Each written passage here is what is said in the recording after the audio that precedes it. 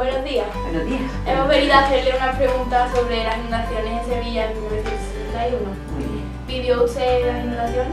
Sí, precisamente aquí en el colegio, en 1961, tuvo muchas consecuencias, porque en la capilla, donde ahora mismo la tenemos en funcionamiento, pues resulta que la fuerza del agua tiró una de las puertas, la puerta que da a la calle.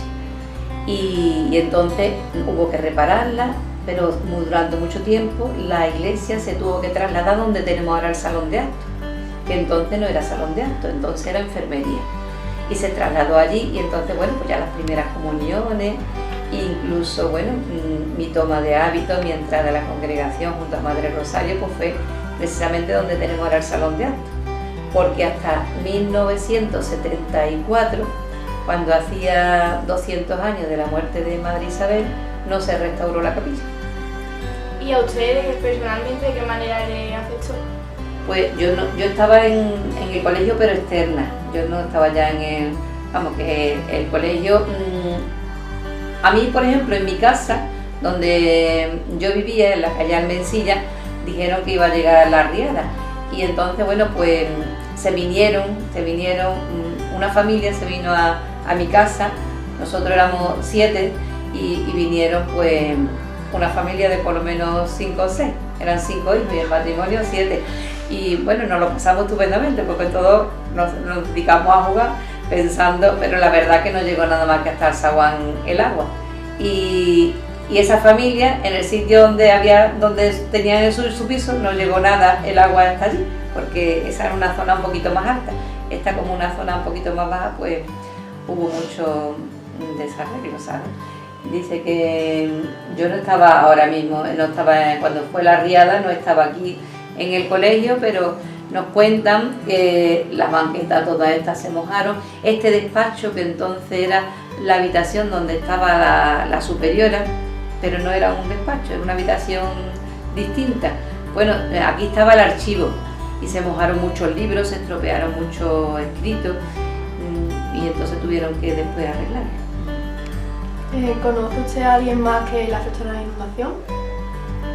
Pues en Sevilla muchísimas personas, y no solamente ya la inundación causó también estragos, sino yo no sé si vosotros la habéis escuchado, pero en Madrid hubo una operación que le llamaban Operación Clavel para recaudar fondos para los damnificados de aquí de la inundación. Y cuando vinieron a hacer la entrega, uno de los helicópteros, pues por lo visto bajó demasiado y hubo también muertos como consecuencia de la entrega de esa ayuda. Y fue una cosa también muy importante, muy famosa y desgraciada para unas cuantas familias.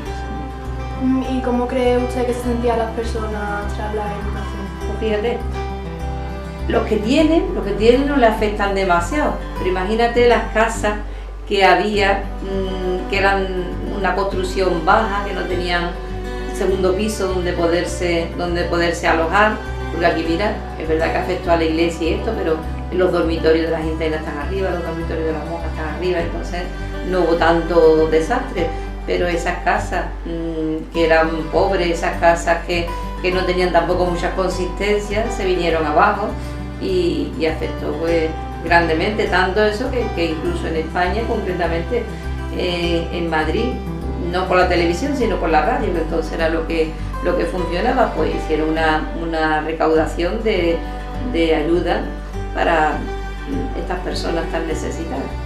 La afectó pues grandemente en su vivienda, en su ajuar. Yo que he vivido otras inundaciones en San Juan del Puerto, pues también sé lo que es eso, ¿no? De llegar a las casas y encontrarse, por ejemplo, toda la ropa llena de barro. Entonces hemos tenido que ayudarle, ¿no?, a llevar esa ropa, y para clarear esa ropa, bueno, ha costado muchísimo, porque ese barro, ese lodo que se pone en la ropa ni con lejía sale, cuesta mucho trabajo. ¿Y cómo cree que cambió el modo de vida de las personas tras la riada?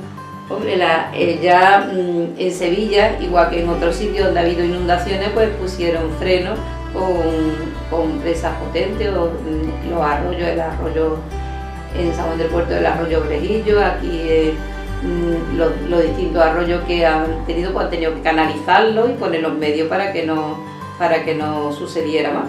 Entonces es verdad que hubo un mal, pero a consecuencia de ese mal pues se tuvieron que poner los medios para que no ocurriera de nuevo. Pues muchas gracias. Bueno, ¿y de qué?